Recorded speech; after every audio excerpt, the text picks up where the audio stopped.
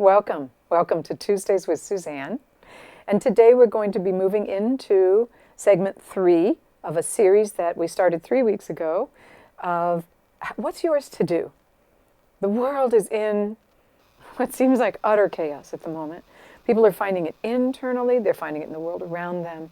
And so, of course, the first in our series was to sit down in all the chaos and say, what's mine to do?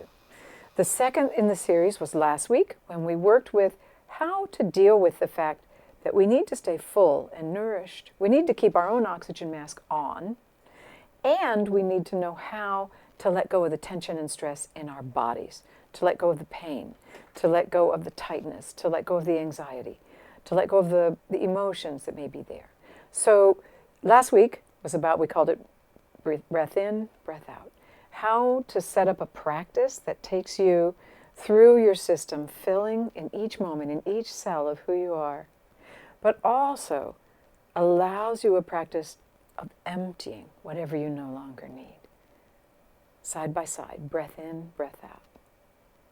This week, we're going to be working with what I call finding your path home. And what I mean by that is, in the work that I do, the work that I teach a number of different practices for centering, grounding, staying full, staying juicy, staying where you're loving life, staying in a state where you can move through big challenges. Many of you know from reading my newsletters that my life, like everyone else's, has been full of challenge in the last 6 months, and it's been important for me to fine-tune my practices, the practices that feed me the most. So let's talk about what those practices might be.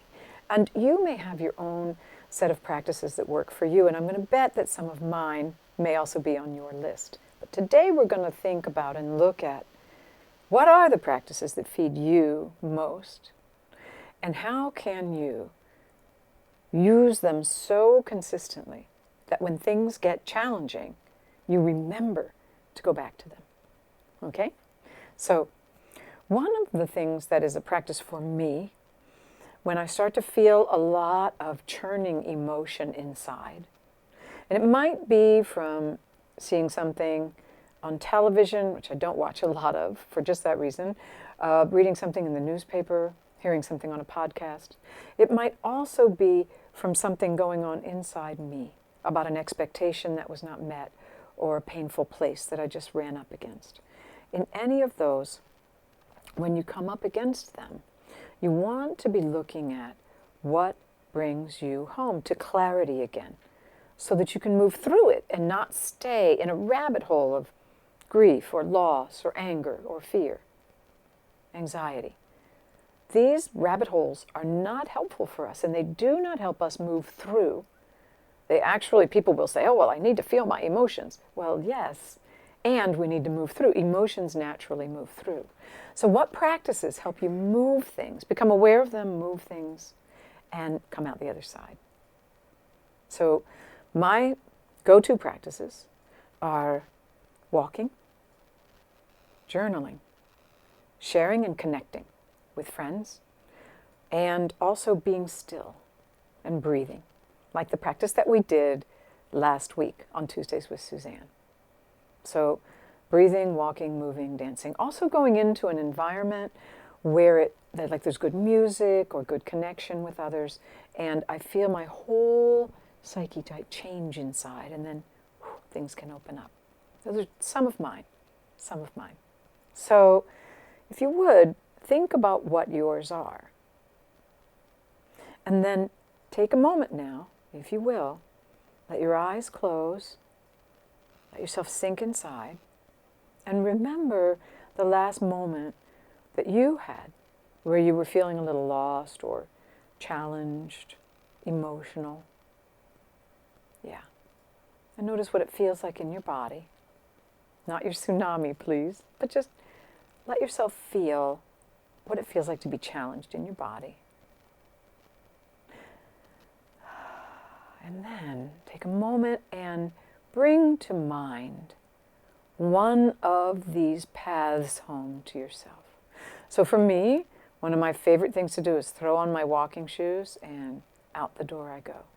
So in my mind's eye, when I'm feeling emotional, when I'm feeling overwhelmed, when I'm feeling churning inside, I will throw on my shoes. And then right now I can imagine myself throwing on my shoes, heading out my back door, around Lake Audubon. And for you, it might be walking on a beach if you live by the shore. Oh, heck, it might be walking through Midtown Manhattan if you live there. Doing a mountain trail. But allow yourself to imagine that particular route as your path home. And see what happens in your body. You can feel yourself taking steps, swinging your arms, noticing what's in your environment around you, whatever would really feed you most. Breathing deeply.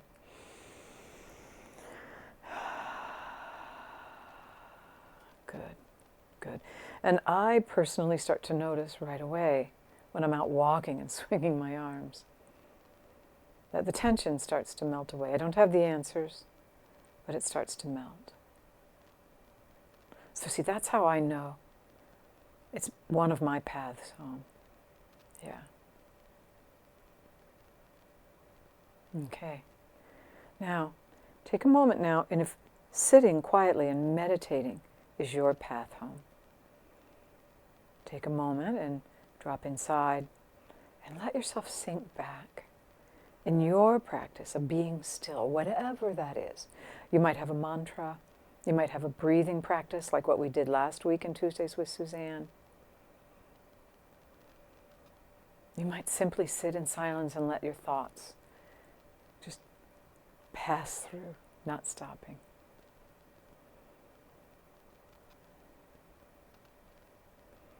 And notice as you do this, what floats to the surface? Do things melt and spread out? Sometimes if I have, I'm carrying an emotion that I haven't really had the time and space to feel yet, when I sit quietly, it just bubbles right up.